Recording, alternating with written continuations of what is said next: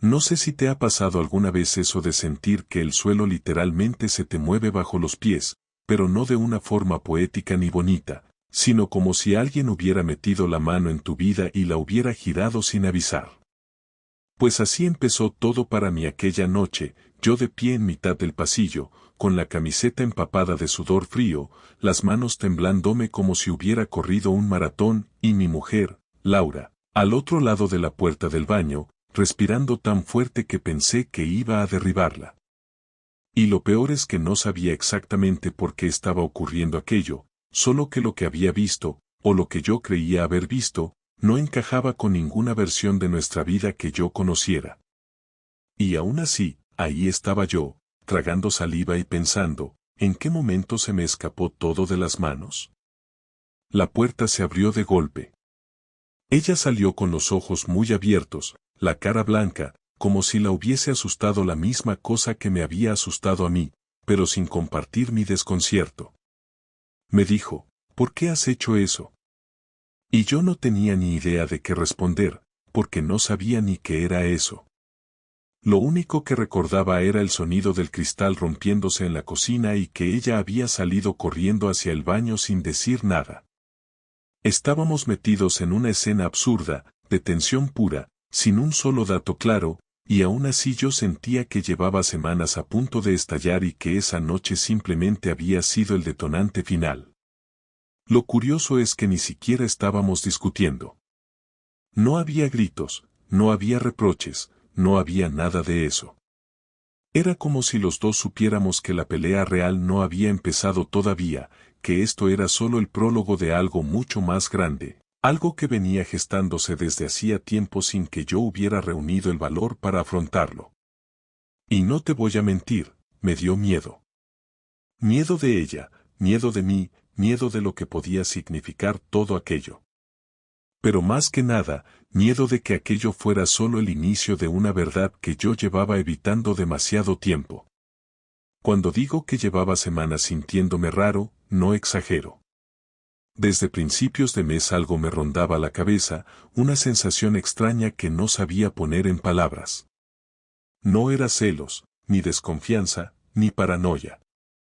Era más bien como si Laura estuviera viviendo en una capa distinta de la realidad, una donde yo no podía entrar. Hablaba menos. Dormía peor. Se arreglaba más sin motivo. Y cuando yo le preguntaba qué le pasaba, me soltaba respuestas tan cortas que parecían mensajes automáticos. Pero tampoco era un cambio brusco, más bien como un desgaste silencioso, algo que se va acumulando hasta que un día te despiertas y descubres que la versión de tu pareja que tienes delante no coincide con la que recuerdas. Creo que lo que más me dolía era la distancia. No una distancia física, sino esa sensación de que te estás convirtiendo en un personaje secundario en tu propia casa. Yo intentaba ignorarlo, claro. Me decía que solo era estrés, que el trabajo la estaba consumiendo, que llevábamos años con los mismos ritmos y eso desgasta a cualquiera. Y cuando algo dentro de mí, muy bajito, sugería que quizá había más, yo mismo me callaba. No quería crear un problema donde quizá no lo había. Y sobre todo, no quería ser ese marido que ve fantasmas donde no los hay. Pero poco a poco la tensión fue cambiando de forma. Empecé a sentir que Laura me hablaba como si yo fuera parte del mobiliario. Preguntaba cosas sin mirarme. Se despedía sin rozarme. Se acostaba a horas distintas. Y sí, podría haber pensado que era un distanciamiento normal, algo pasajero, pero la verdad es que por dentro yo ya estaba acumulando preguntas que no sabía formular. Era como tener un nudo en la garganta que cada día apretaba un poco más. La gota que colmó el vaso no fue nada dramático. Ni discusiones, ni llantos, ni escenas de película. Fue un detalle tan simple que casi me da vergüenza admitirlo. Estábamos en el salón, un sábado por la tarde, y ella tenía puesto un programa que no suele ver, uno de esos concursos ruidosos que no le gustan nada. Pero estaba como absorta, sin reaccionar a nada, como si estuviera escuchando otra cosa en su cabeza. Le pregunté si quería que preparara algo de cenar y ni siquiera se giró. Solo dijo lo que quieras, con un tono tan mecánico que me hizo tragar saliva. Ese fue el momento en el que entendí que algo se estaba rompiendo y que yo llevaba demasiado tiempo fingiendo que no lo veía. Esa noche me quedé despierto mucho rato, tumbado boca arriba, mirando el techo como un idiota, preguntándome en qué momento habíamos dejado de ser un equipo. Y lo más difícil no era pensar que ella pudiera estar escondiéndome algo, lo más difícil era la certeza de que, fuera lo que fuese, yo no tenía herramientas para alcanzarla. Podía verla al lado, respirar, moverse, girarse en la cama, pero era como si hubiera una pared de cristal entre nosotros. Una que yo no había construido, pero que tampoco sabía cómo derribar. Con los días la cosa empeoró. No hubo explosiones, solo más silencio, más evasivas, más sonrisas tensas. Yo me fui volviendo más torpe, más inseguro. Quería acercarme y a la vez me daba miedo. Había noches en que casi le preguntaba directamente qué estaba pasando, pero algo dentro de mí se frenaba, como si supiera que la respuesta podía cambiarlo todo.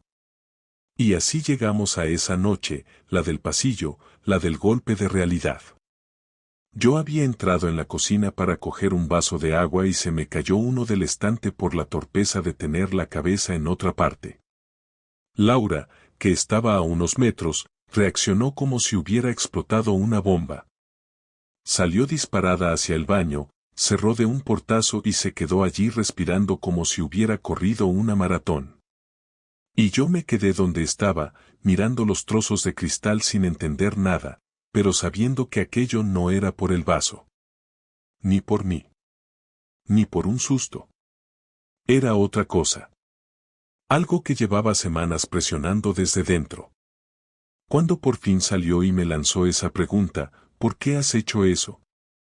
Entendí que ella también estaba viviendo una tormenta interna. Una que no compartía conmigo. Una que la hacía moverse por la casa como si escondiera un secreto que pesaba demasiado. Y no pensé en infidelidad. Todavía no. Pensé en miedo, en angustia, en algo que quizá no tenía nada que ver conmigo. Pero también pensé, por primera vez, que había razones para preocuparme de verdad. Lo que pasó después fue casi cómico de lo absurdo que resultaba.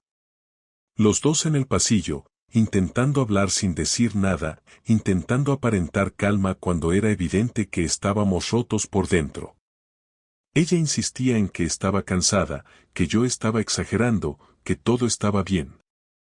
Y yo, que llevaba todo el mes sintiendo que se me escurría entre los dedos, solo podía mirarla con esa mezcla de cariño, rabia y desconcierto que no sabía ni cómo expresar.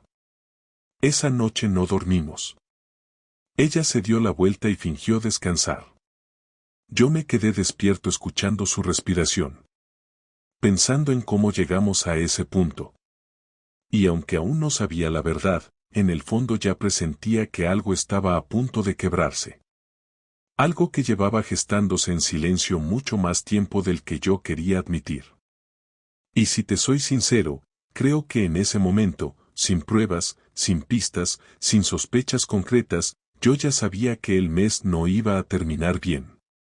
Ya sentía esa cosa horrible en el estómago, esa mezcla de intuición y miedo que te avisa de que la vida, tal y como la conocías, está a punto de cambiar. Para siempre.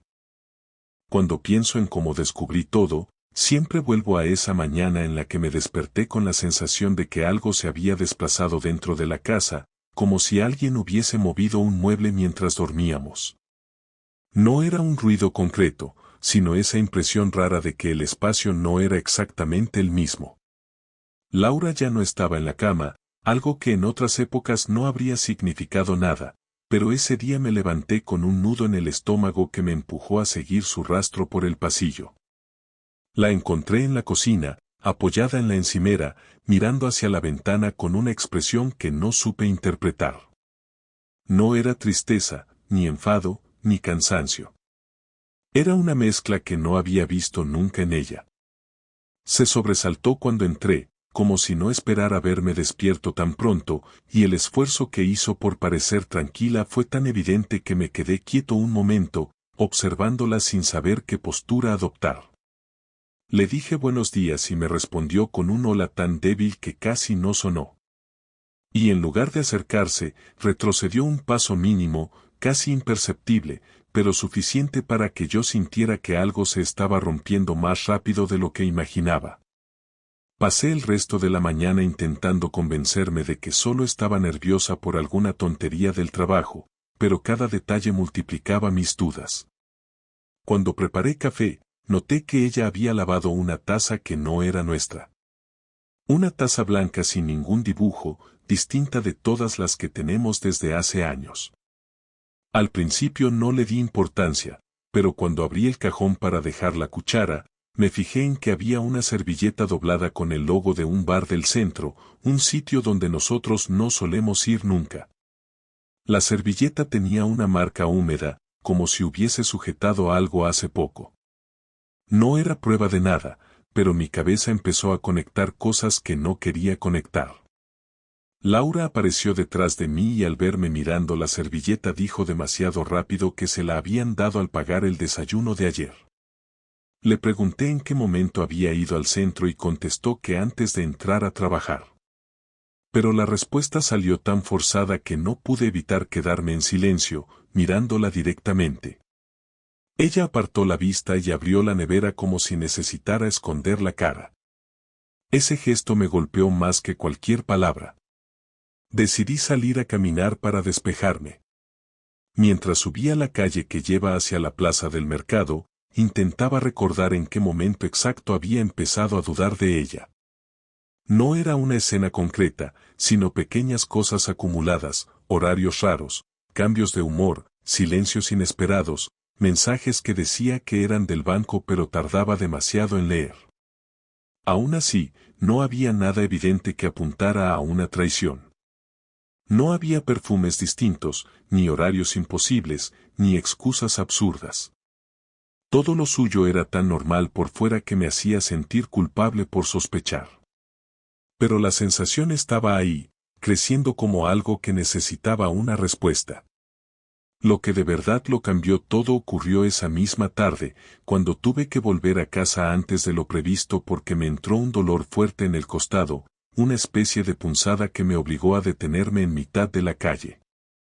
No quería preocupar a nadie, así que di media vuelta y regresé a casa pensando que quizás solo necesitaba descansar un rato.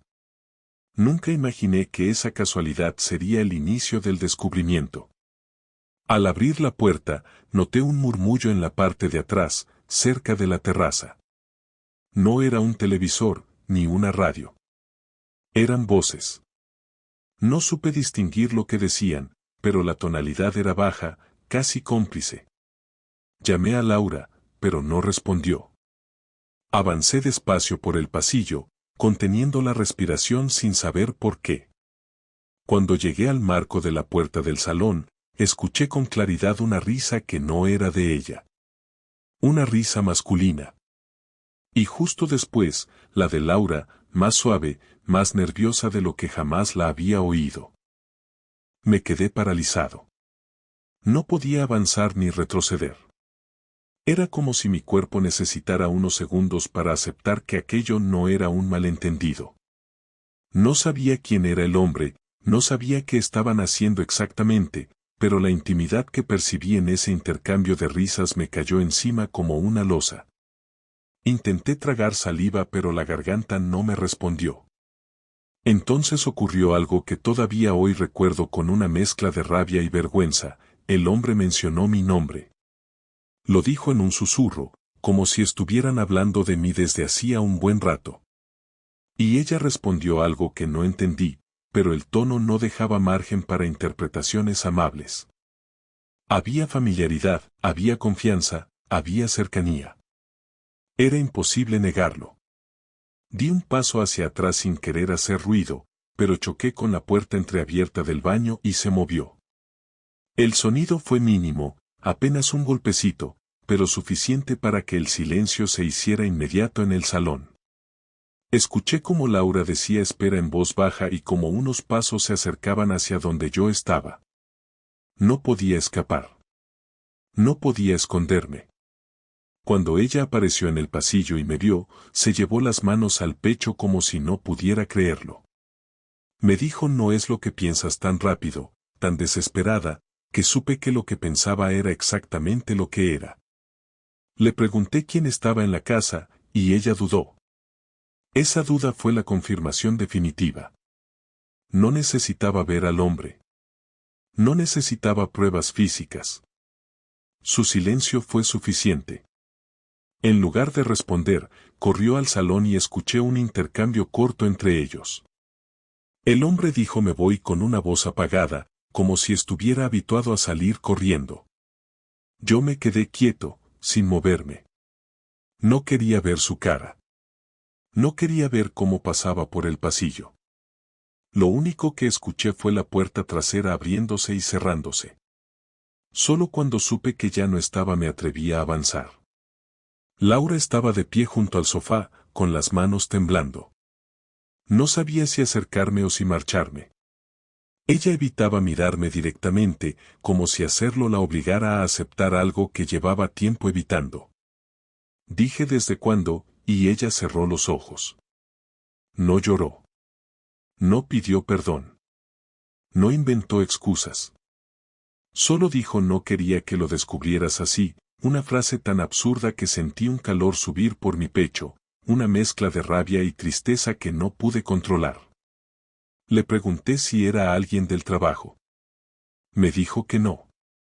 Le pregunté si lo quería. No contestó. Le pregunté si había estado en mi casa otras veces. Bajó la cabeza y se tocó la frente, como si quisiera desaparecer. La conversación se volvió áspera en cuestión de segundos. No grité, pero mi voz salió rota. Le dije que me debía la verdad, que no tenía derecho a tratarme como a un desconocido. Ella se tapó la boca con la mano y murmuró no sé cómo ha pasado. Esa frase me dolió como un golpe. Porque no era cierta. Si sabía cómo había pasado.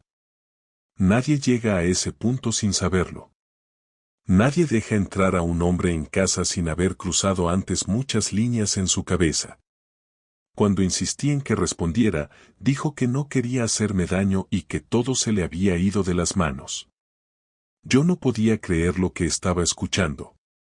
Le pedí que dijera su nombre y me dijo que no. Le pedí que explicara por qué había permitido que entrara en nuestra casa y respondió que solo habían hablado. Me reí, no por humor, sino por incredulidad. Entonces ella levantó la voz por primera vez en semanas y dijo, no te atrevas a juzgarme, con una intensidad que me dejó completamente descolocado. Era como si de pronto yo fuera el problema. Ahí fue cuando me derrumbé por dentro. No físicamente, sino en esa zona del pecho donde se rompe algo fundamental. Ya no tenía dudas. Ya no quedaban huecos para interpretar nada de forma inocente. La infidelidad no era una sospecha, ni un presentimiento, ni una intuición equivocada. Era real. Estaba delante de mí, respirando, intentando justificarse. Y lo peor no era la traición, sino la frialdad con la que ella intentaba manejar la situación. Como si yo fuera un obstáculo, una molestia, una pieza secundaria de un tablero del que hacía tiempo que no formaba parte. Le dije que necesitaba saber la verdad entera. Ella se apoyó en la mesa y dijo que no estaba preparada para hablar. Esa respuesta me enfadó tanto que tuve que salir al jardín para no perder el control. Me quedé allí varios minutos, respirando hondo, intentando ordenar mi cabeza. Cuando volví a entrar, Laura estaba en la misma posición, con la mirada perdida. Le dije esto no empezó ayer y ella respondió lo sé. Fue la primera respuesta honesta que me dio. Ese fue el instante exacto en el que sentí que mi vida había cambiado para siempre. No por lo que había ocurrido, sino por la confirmación de que ella llevaba tiempo viviendo otra realidad sin mí. Sin avisos. Sin señales que yo pudiera haber interpretado claramente. No había mensajes descubiertos, ni recibos sospechosos, ni llamadas a escondidas. No hubo pistas clásicas que me alertaran. Lo descubrí porque regresé antes de tiempo. Porque mi cuerpo falló. Porque la casualidad quiso mostrarme lo que ella me había ocultado durante semanas. Y aunque todavía quedaban muchas preguntas por responder, en ese momento supe que lo peor no era el engaño, sino la sensación de haber vivido en una versión distorsionada de mi propio matrimonio sin haberlo notado a tiempo. Y la rabia, el dolor, la sorpresa, todo eso que se mezcla cuando te traicionan de la forma más íntima, aún estaba por estallar. Pero la verdad ya estaba ahí, desnuda, inevitable, irreparable. La confrontación no empezó con gritos, aunque por dentro yo iba hirviendo desde el instante en que escuché a ese hombre pronunciar mi nombre. Empezó con un silencio duro, espeso, que llenó el salón como si nos faltara aire. Laura estaba junto a la mesa, sujetándose las manos como si no supiera qué hacer con ellas, y yo caminaba de un lado a otro sin decidirme a mirarla directamente porque cada vez que lo hacía sentía una punzada que me recorría el pecho entera. Cuando por fin me detuve y le pedí que se sentara, ella negó con la cabeza y dijo que prefería quedarse de pie. Esa simple frase fue el inicio del choque. Le respondí que era ridículo, que no estábamos en un tribunal y que no iba a permitir que se escondiera detrás de esa actitud distante. Ella repitió que no quería sentarse. Y entonces me di cuenta de que lo que estábamos a punto de decir nos iba a cruzar un límite que nunca habíamos tocado en todos los años que llevábamos juntos. Respiré hondo y solté lo único que llevaba horas queriendo decir. ¿Quién es? Ella cerró los ojos como si quisiera retrasar el momento inevitable. Cuando los abrió, dijo no importa. La risa que se me escapó fue amarga y completamente fuera de mi control. Le dije que sí importaba, que importaba cada detalle, que no podía pretender que yo aceptara una traición sin preguntas. Ella apoyó las manos en el borde de la mesa y dijo que no quería darme un nombre porque eso solo empeoraría las cosas. Le respondí que nada podía empeorarlas más que su silencio. Ese fue el primer momento en el que la vi levantar la barbilla con una mezcla de desafío y miedo que nunca le había visto antes. Dijo no lo voy a decir. Me acerqué un paso y repetí ¿quién es? Ella dio un paso atrás. No puedes exigirme eso, dijo. Su voz empezaba a temblar. La mía, en cambio, estaba tan tensa que casi me costaba pronunciar las palabras. Claro que puedo, respondí, soy tu marido, o al menos lo era hasta hace unas horas. Ella apretó los labios y murmuró que no quería que esto se convirtiera en un interrogatorio. Eso me indignó tanto que golpeé la mesa con la palma abierta, algo que jamás había hecho en mi vida. El sonido retumbó en la habitación y ella se encogió un instante antes de recuperar una postura rígida. Le dije que el interrogatorio ya existía desde el momento en que decidió traer a un desconocido a nuestra casa. Ella me pidió que no repitiera eso, que no lo dijera así. Yo insistí en que no había otra forma de decirlo. Me di cuenta de que ella tenía los ojos llenos de lágrimas contenidas, pero no eran lágrimas de arrepentimiento, sino de rabia. Dijo no entiendes nada y yo contesté que tenía derecho a entenderlo todo. Se llevó las manos a la frente y, sin mirarme, soltó un no quería que pasara así. Y ahí perdí el control. Le dije que dejara de usar frases vacías, que dejara de hablar como si estuviera en una terapia inventada en su cabeza. Le pedí que hablara claro. ¿Desde cuándo me engañas? Laura apretó la mandíbula y tardó varios segundos en responder. No sé. Le dije que no se puede no saber algo así. Me respondió que había sido un proceso gradual, que ella misma no quería admitirlo. Se quedó callada y luego añadió ha sido poco tiempo. Le pedí que definiera poco. Dijo unas semanas. Le dije que no le creía. Ella insistió en que era verdad. Yo repetí que no le creía.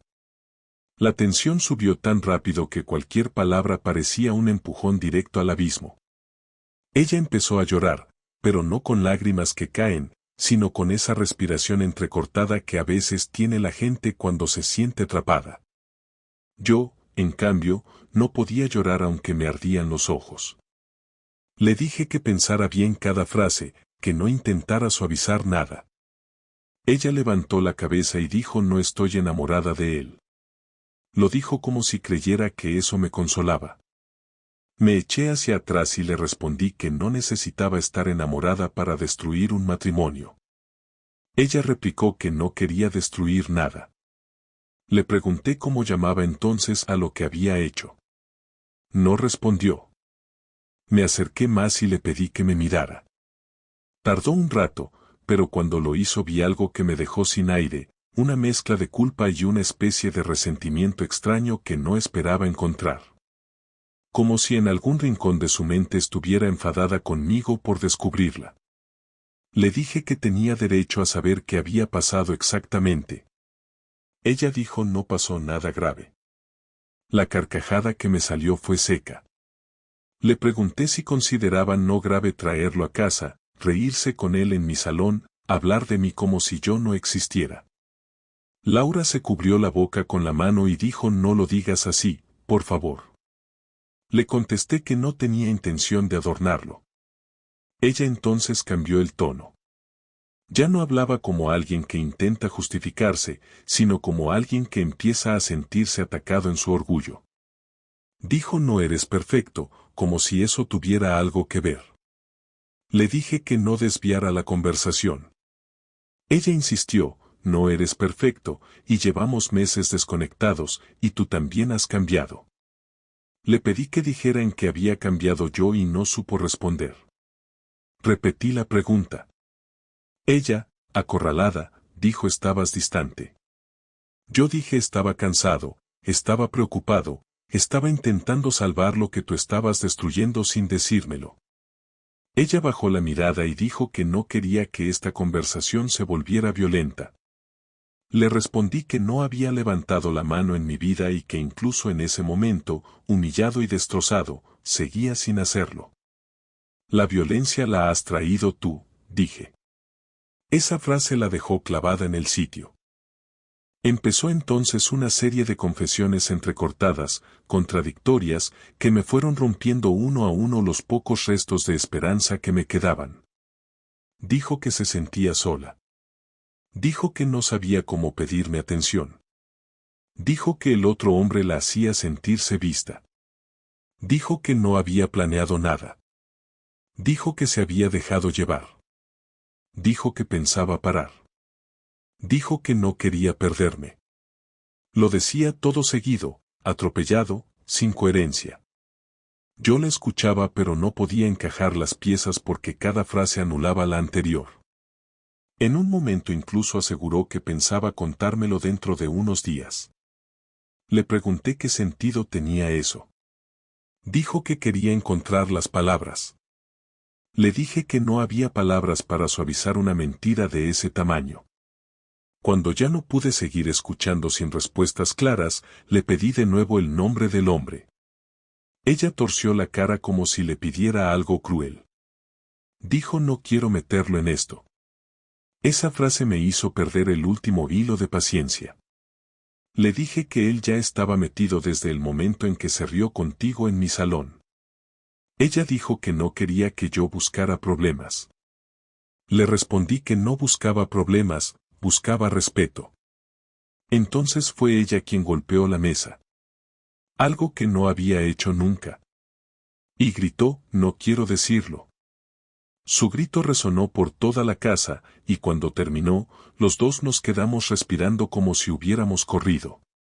Me quedé quieto un momento antes de decirle que si quería que hubiera alguna posibilidad mínima de arreglar algo, aunque fuera un 10%, tendría que empezar por ser honesta. Ella negó con la cabeza y dijo que necesitaba tiempo. Le dije que el tiempo ya lo había tenido, que llevaba semanas manejando una doble vida. Ella se desplomó en la silla finalmente, agotada, con los brazos colgando a los lados.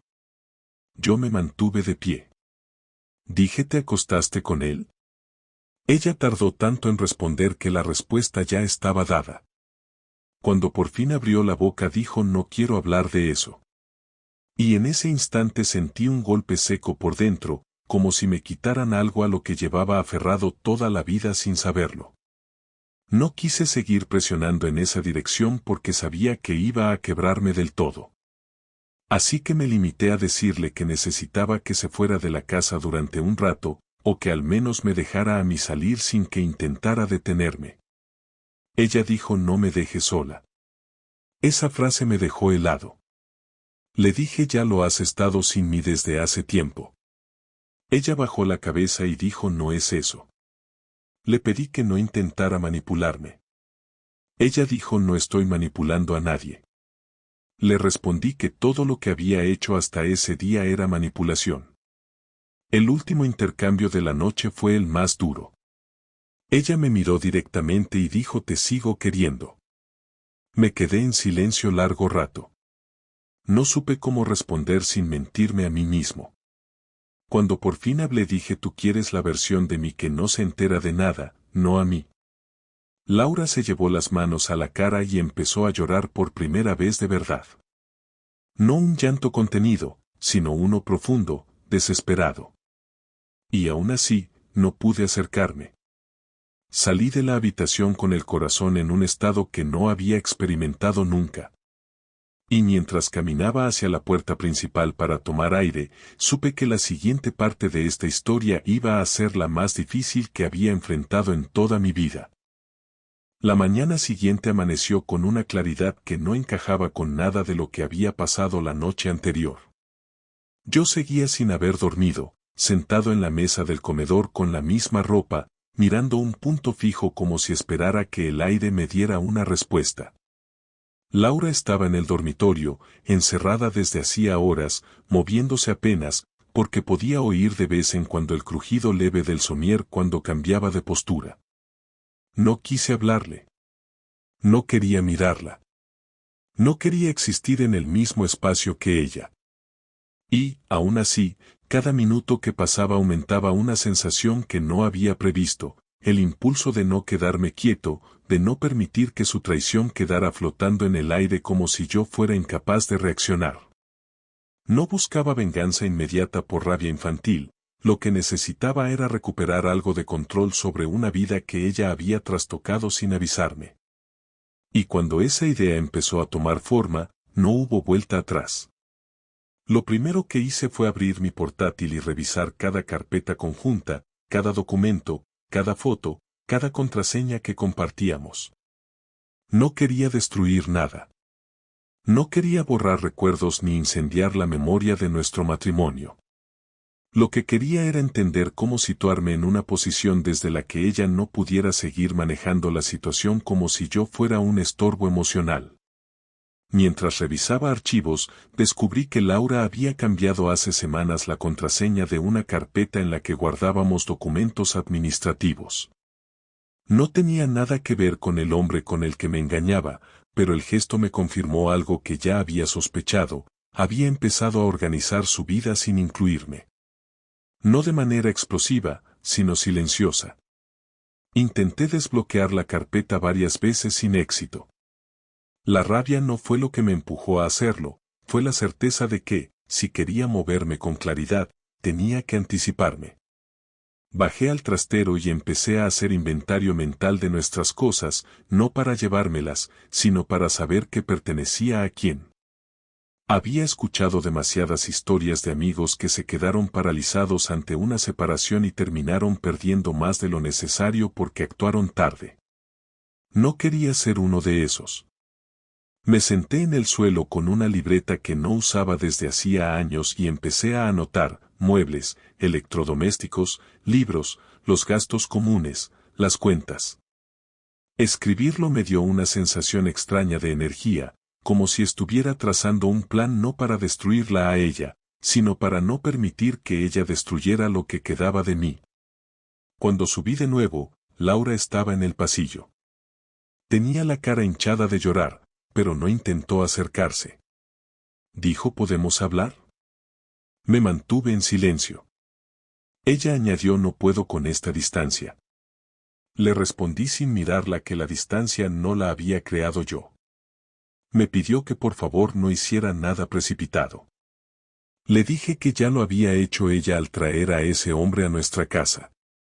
Después de eso, salí sin avisarle y caminé durante 1 hora por el barrio sin rumbo. Necesitaba pensar en frío. No quería una venganza que me hiciera parecer alguien pequeño, ni quería exponer su intimidad de forma vulgar.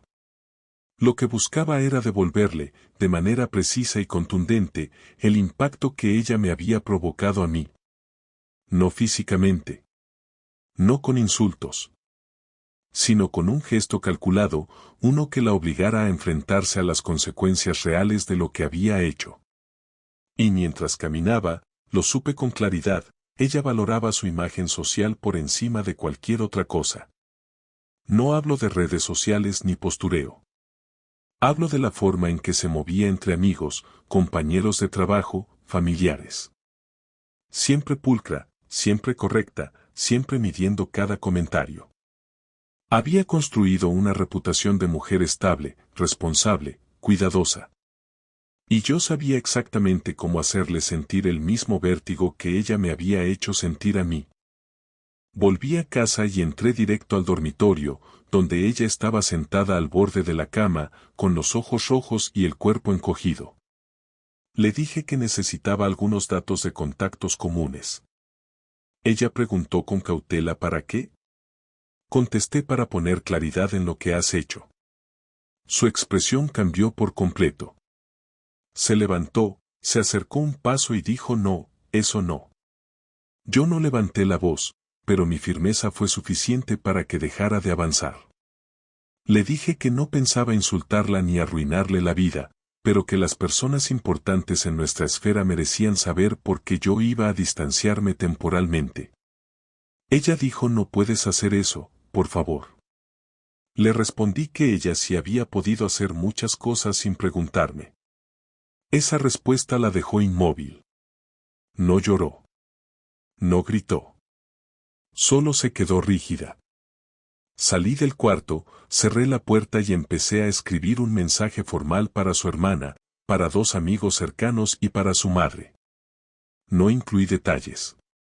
No hablé del otro hombre. Solo dejé claro que nuestro matrimonio estaba atravesando una crisis grave causada por una falta de respeto que yo nunca habría imaginado.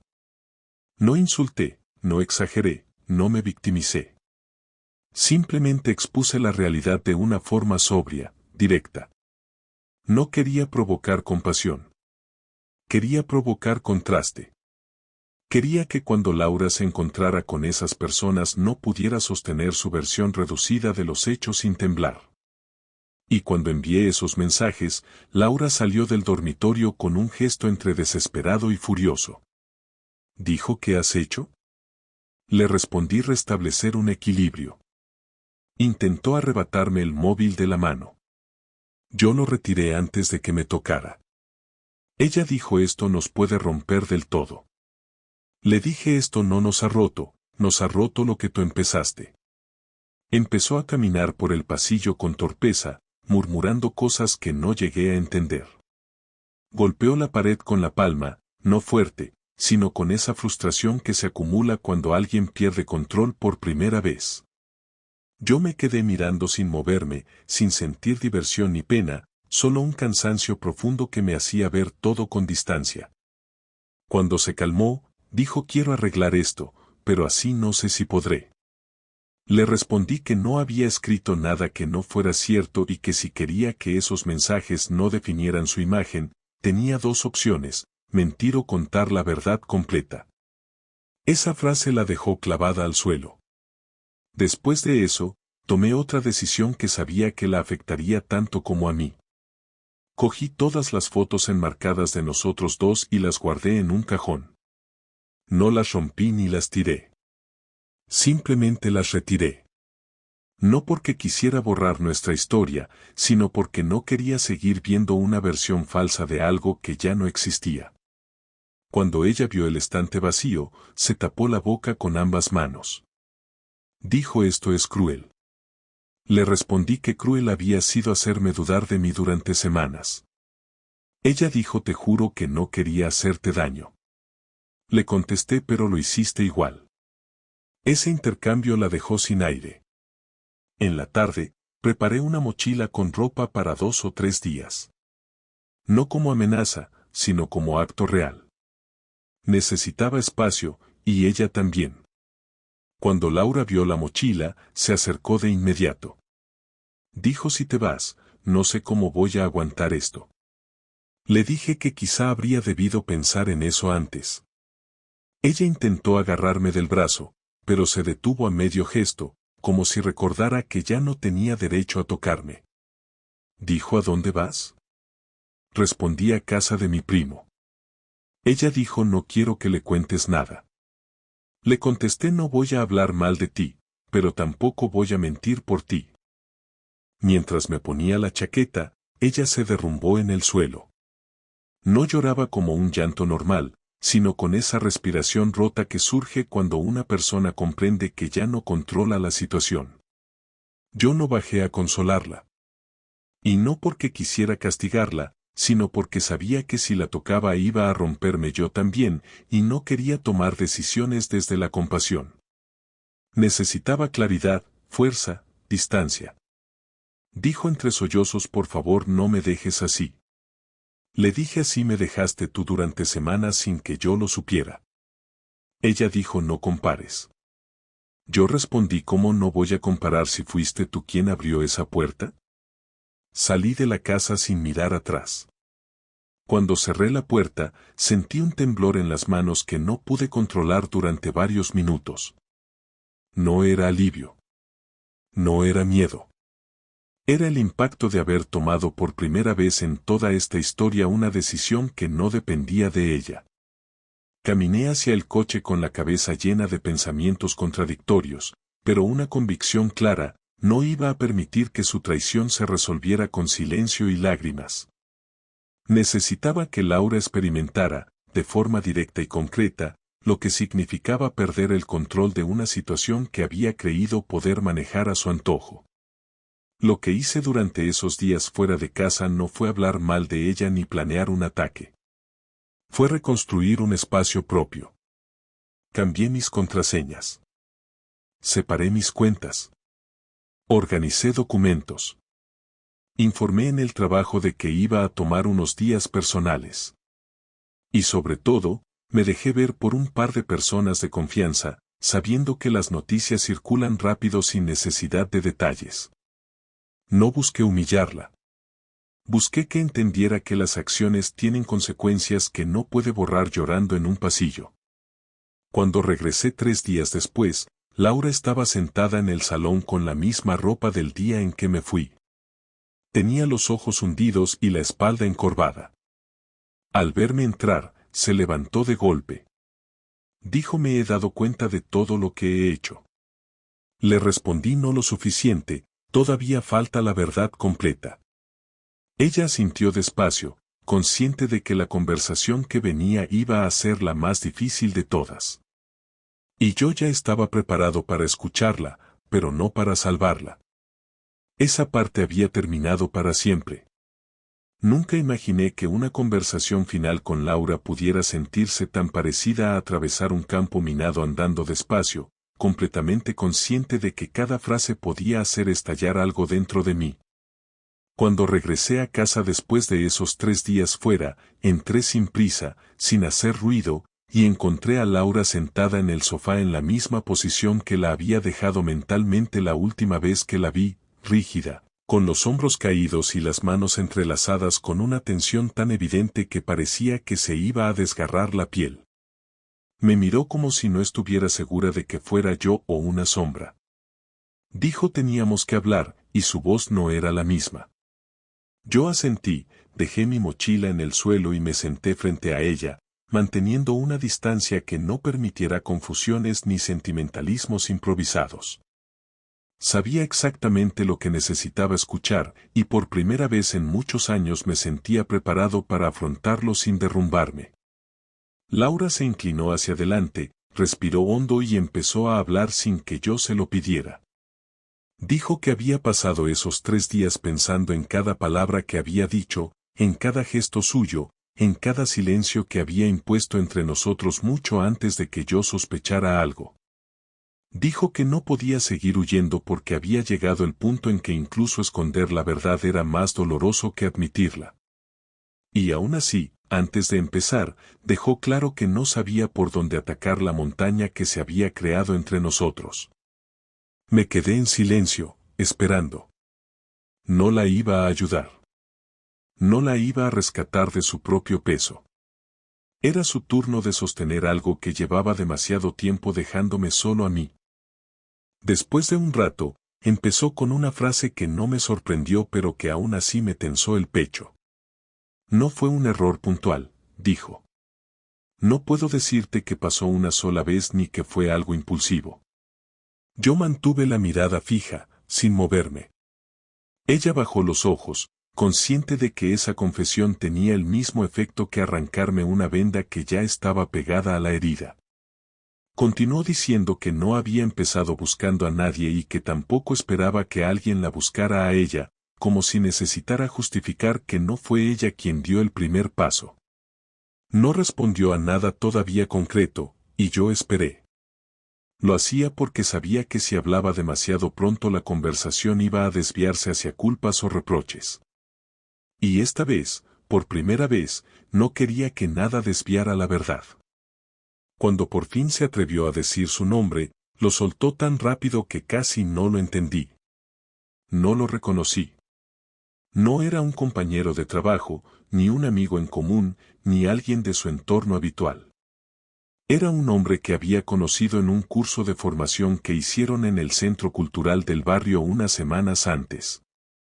No había mencionado ese curso nunca, y ya el simple hecho de que lo hubiera ocultado desde el inicio decía más que cualquier explicación elaborada. Dijo que él empezó a hablarle, que le hizo preguntas personales, que la escuchó cuando ella pensaba que yo no lo hacía, frases que ya había oído antes de su boca pero nunca con ese nivel de honestidad cruda. Le pregunté por qué no me había dicho ni siquiera que estaba yendo a ese sitio. Ella respondió porque sabía que te iba a molestar que pasara tantas horas fuera de casa. Le dije sin levantar la voz que no me molestaba el curso, sino lo que había hecho allí dentro. Ella asintió, aceptando sin discutir. Hizo una pausa larga antes de continuar, como si necesitara reunir fuerzas para la parte más dolorosa. Dijo que no había querido enamorarse de la sensación de sentirse vista, pero que lo hizo sin darse cuenta. Intentó explicarlo con frases torpes, diciendo que no buscaba un sustituto ni un escape dramático, sino una especie de alivio a un vacío que llevaba tiempo acumulando. Yo respiré hondo y dije yo también tenía vacíos, Laura. Ella bajó la cabeza y dijo lo sé. Le pregunté por qué nunca lo habló conmigo, por qué decidió que la solución era acercarse a un desconocido en vez de enfrentar lo que nos estaba separando. Respondió porque me daba miedo que no quisieras escucharlo, o que no me entendieras, o que lo interpretaras como una crítica hacia ti. Y entonces añadí pero preferiste algo peor que un conflicto conmigo. Ella sintió despacio sin levantar la mirada. Me detuve un momento para ordenar mis ideas antes de seguir. No quería precipitarme ni lanzar acusaciones que desviaran lo principal. Le pregunté cuántas veces había estado con él. No necesitaba detalles, solo claridad. Ella dijo varias, sin dar número exacto. Le dije que necesitaba precisión para entender lo que de verdad significaba esa palabra. Ella respondió más de 3, menos de 10, con una vergüenza evidente. Me quedé quieto, sin reaccionar de forma impulsiva, aunque por dentro sentí un peso desplomarse. Le pedí que me dijera si alguna de esas veces había ocurrido en nuestra casa. Ella confirmó con un hilo de voz que sí. Esa fue la primera vez en toda la conversación en que tuve que desviar la mirada para no mostrar lo que estaba sintiendo. Era una humillación profunda, casi física, que me costó digerir. Laura intentó decir algo más, quizá una justificación, pero levanté la mano para que se callara. No quería palabras innecesarias.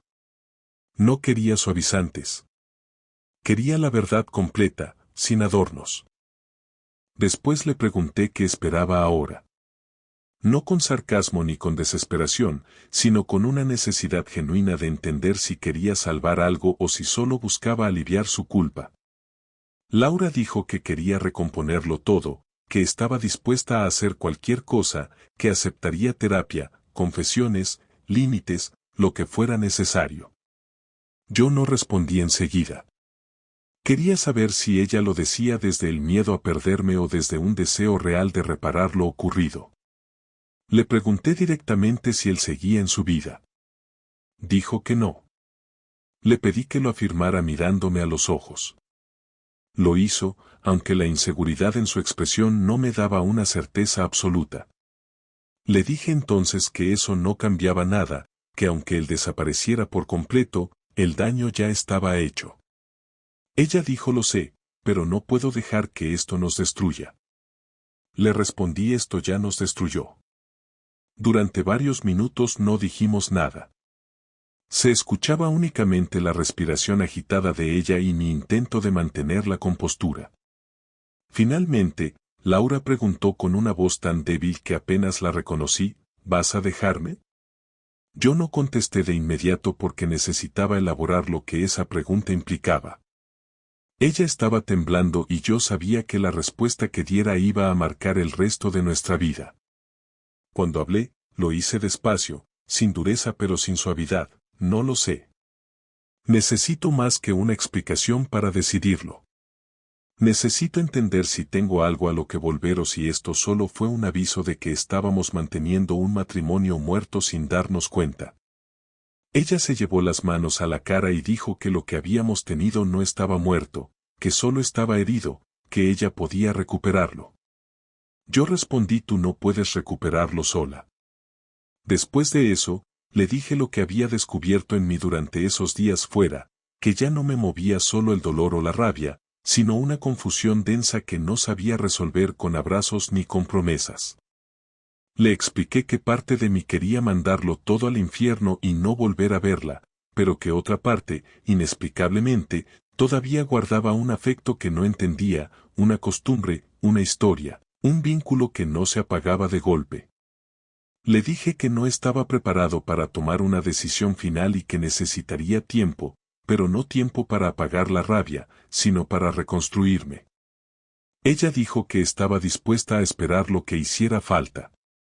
Yo respondí: no esperes instrucciones. La conversación terminó porque no quedaba nada más que decir. Estábamos frente a frente, sin gritos, sin insultos, sin dramatismos, solo un agotamiento emocional tan grande que no permitía seguir avanzando. Le dije que me quedaría en casa, pero en otra habitación, y que no quería afecto, ni contacto, ni conversaciones innecesarias durante un tiempo. Ella aceptó sin discutir. Y al levantarse para irse al dormitorio, supe por la forma en que caminaba que estaba rota. Pero yo también lo estaba. Solo que por primera vez en mucho tiempo, sabía que mi siguiente paso tendría que decidirlo yo, no nuestra historia ni su arrepentimiento. Esa noche, mientras me acostaba en la habitación de invitados, supe que la última conversación con ella había marcado el camino hacia algo distinto, no mejor ni peor, solo distinto. Y que la decisión final iba a doler, cualquiera que fuera. La mañana siguiente a nuestra última conversación amaneció con una calma rara en la casa, una calma que no tenía nada de paz y sí mucho de cansancio acumulado. Yo había dormido en la habitación de invitados, aunque dormir es una palabra generosa para describir lo que hice. Pasé horas mirando el techo, pensando en todo lo que había escuchado de su boca, en cada gesto que había hecho cuando confesó la verdad, en cómo se le quebró la voz al final, en cómo yo mismo tuve que contenerme para no ceder a una tristeza que amenazaba con arrastrarme. Cuando abrí los ojos, ya sabía que ese día no iba a ser uno más. Era el día en que tenía que empezar a ordenar mi vida sin esperar que ella lo hiciera por mí.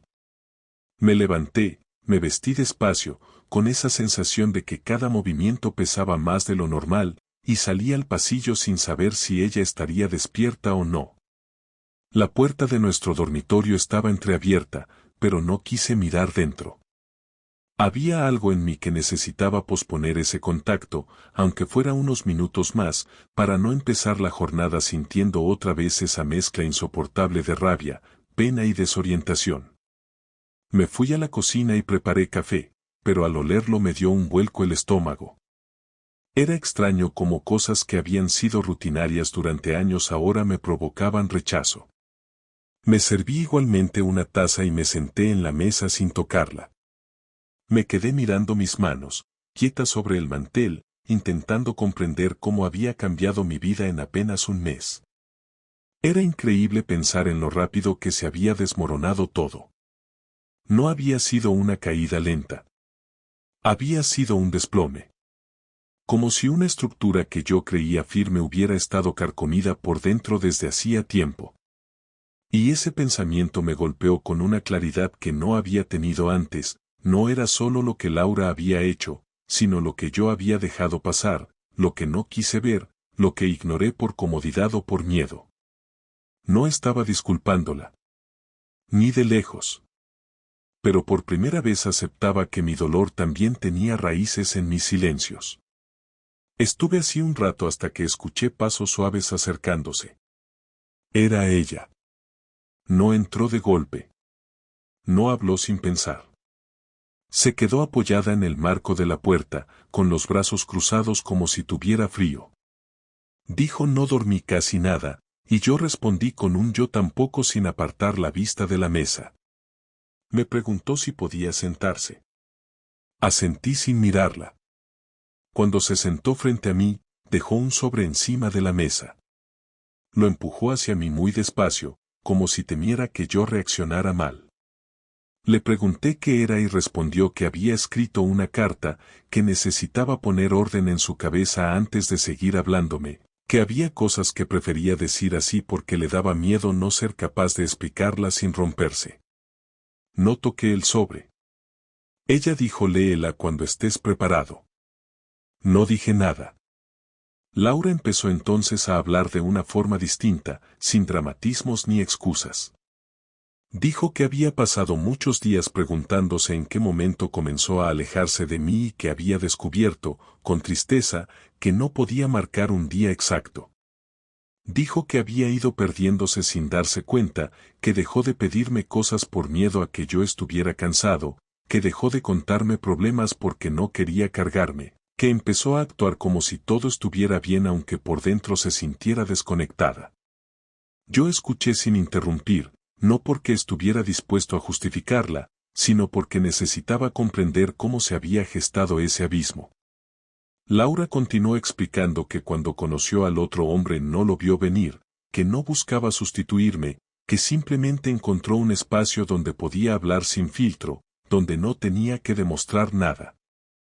Dijo: me equivoqué en todo, con una sinceridad tan desnuda que no supe qué sentir. Le pregunté si creía que nuestro matrimonio tenía salvación. Ella tardó en responder, como si temiera que cualquier palabra fuera la incorrecta. Dijo: quiero que sí, pero ya no depende solo de mí. Le dije que tampoco dependía solo de mí, que no podía tomar una decisión arrastrado por la rabia. Que necesitaba pensar, reorganizarme, sentirme dueño de mi vida otra vez. Ella asintió con una especie de resignación tranquila, como si hubiera entendido que presionar ahora sería el error definitivo. Dijo que estaba dispuesta a lo que fuera necesario, incluso si eso implicaba aceptar que yo decidiera no seguir. Cuando dijo esas palabras, sentí algo hundírseme en el estómago. No porque quisiera castigarla, sino porque por primera vez la oía aceptar que podía perderme de verdad.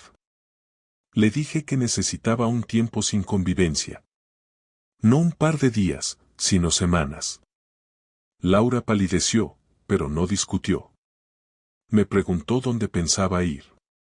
Le dije que podía quedarme en casa de mi primo un tiempo o alquilar un estudio pequeño. Ella dijo: si te vas será definitivo. Le respondí: no tiene por qué serlo, pero quedarme ahora sería seguir caminando sobre una herida abierta. Laura apoyó la frente en sus manos y se quedó así un buen rato. Yo no me moví. No sentí la necesidad de consolarla. No por crueldad, sino porque sabía que si lo hacía rompería el proceso que yo necesitaba atravesar para tomar una decisión honesta.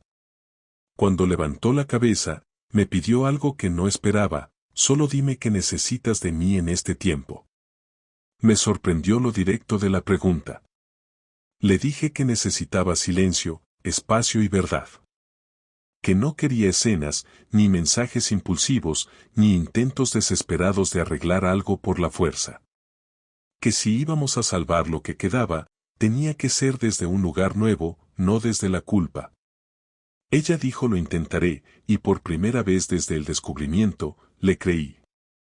No porque confiara en ella como antes, sino porque la vi cansada de fingir, rendida ante la realidad, consciente de que ya no quedaban trucos posibles. Esa misma tarde llamé a mi primo y acordamos que podía quedarme en su piso una temporada. Preparé una maleta grande y empecé a guardar ropa, documentos, mis cosas básicas. Laura me observaba desde el marco de la puerta sin intervenir. En un momento, mientras metía una chaqueta en la maleta, dijo muy bajito: no quiero que pienses que te dejo ir sin luchar. Le respondí que no necesitaba lucha, sino claridad. Ella se acercó un paso y dijo: me duele no saber si volverás. Contuve la respiración un instante antes de responder. Dije: a mí también me duele no saberlo. Y esa fue la primera verdad compartida entre nosotros en semanas. Terminé de cerrar la maleta y la moví hacia la puerta. Laura se inclinó un poco hacia mí, como si su cuerpo quisiera acercarse sin que ella lo decidiera. Pero no lo hizo. Yo tampoco. Cuando abrí la puerta para salir, dijo mi nombre con un hilo de voz. Me giré. Ella dijo: si decides no volver, quiero que sea porque ya no me quieres, no porque sientas que no puedes perdonarme. Le respondí con una honestidad que me sorprendió a mí mismo: no sé qué siento ahora mismo, Laura. Por eso me voy. Ella se quedó quieta, asimilando mis palabras, y luego asintió con esa expresión rota que había tenido desde el día de la confesión. El primer día fuera de casa fue extraño. Me sentí más libre y más vacío al mismo tiempo. Durante una caminata, me di cuenta de que ya no pensaba únicamente en lo que ella había hecho, sino en lo que quedaba de mí después de eso. En cómo podía reconstruir mi autoestima, mi identidad, mi forma de amar. Durante los días siguientes, me dediqué a trabajar, a poner al día cosas pendientes, a comer a horas normales, a hablar con personas que no tenían idea de lo que estaba ocurriendo. Mi primo me ofreció consejos que no pedí, pero que agradecí, porque venían sin juicio. Y poco a poco empecé a sentir que mi vida tenía un eje propio otra vez, por pequeño que fuera. Laura me escribió un mensaje cada 3 días, tal como acordamos: nada emocional, nada confuso, solo actualizaciones básicas sobre la casa o gestiones compartidas. Yo respondía con la misma sobriedad. No había cercanía, pero tampoco hostilidad. Era como si estuviéramos aprendiendo a comunicarnos desde cero, sin el peso de lo anterior, sin el decorado habitual del matrimonio. Después de 3 semanas, llegó el momento que había intentado posponer. Me senté en la cama del piso de mi primo con el sobre que Laura me había dejado en la mesa aquella mañana. Lo había evitado porque sabía que ese texto podía inclinarme hacia un lado u otro. Lo abrí despacio y empecé a leer. Era una carta larga, escrita a mano, con una letra nerviosa pero firme. No hablaba del otro hombre más de lo necesario. Hablaba de ella, de sus miedos, de sus errores, de su incapacidad para expresar lo que sentía, de la forma en que se había dejado arrastrar por un vacío que no supo manejar. Dijo que no esperaba que yo la perdonara, que no esperaba que volviéramos a ser quienes fuimos, que solo quería que supiera que para ella nuestra historia no había sido una mentira.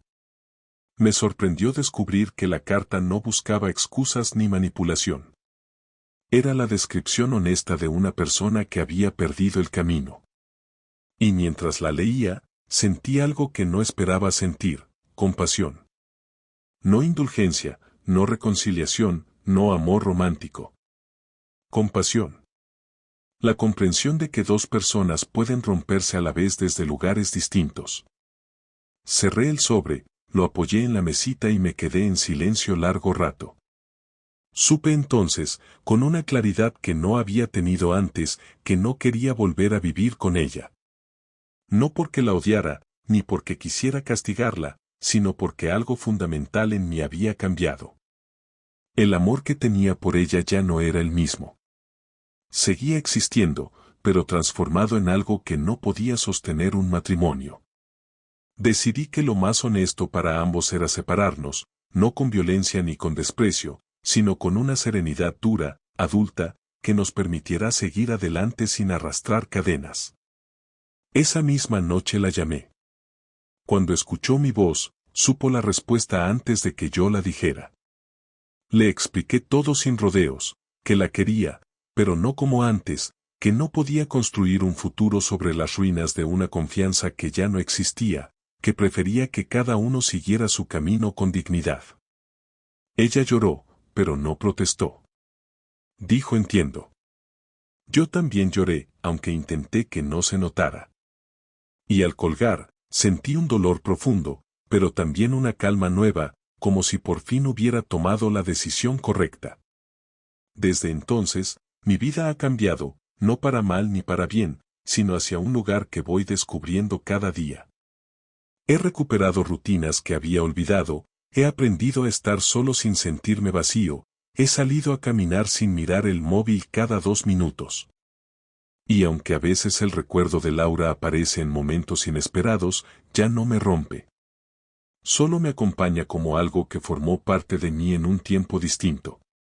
No salí de nuestro matrimonio mejor ni peor que cuando entré.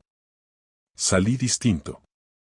Salí sabiendo que a veces el amor no basta, que a veces la ruptura es un acto de honestidad y no de fracaso, y que crecer duele, pero también libera. Y por primera vez en mucho tiempo, siento que mi vida, con todos sus golpes, por fin me pertenece.